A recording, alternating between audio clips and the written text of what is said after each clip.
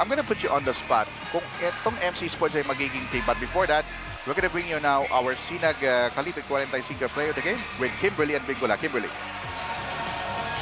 I am now beside with the Sinag best player of the game, Samuel Ignacio from NC Sport with a double-double play with 10 points, 13 rebound, and 1 steal. Now, first of all, congratulations on winning the game tonight. Now, my question po is, as a best player, what are the challenges from the opponent and how did you overcome it po?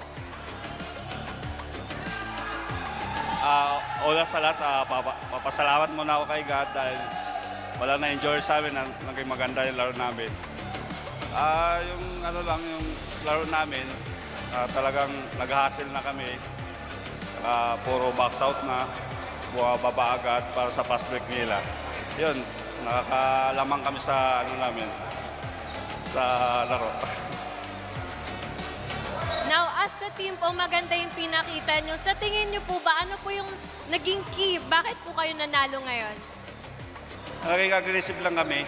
Talagang go hard kami lahat. At saka yung sabi ni coach, box out kami, bababa agad. Is there anyone you would like to greet, sir? Great. Pate.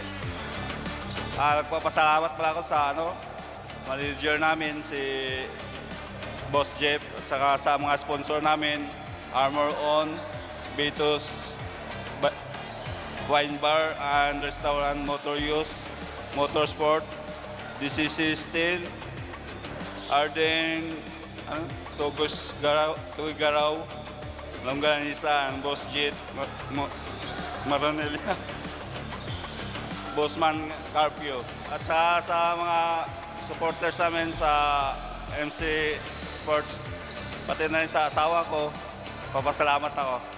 Saka sa mga kaibigan ko na nag-a-advise sa akin. Okay. That's it for our Sinag best player of the game. Now back to you, Ryan and Coach Ernest. Maraming salamat, Kimberly.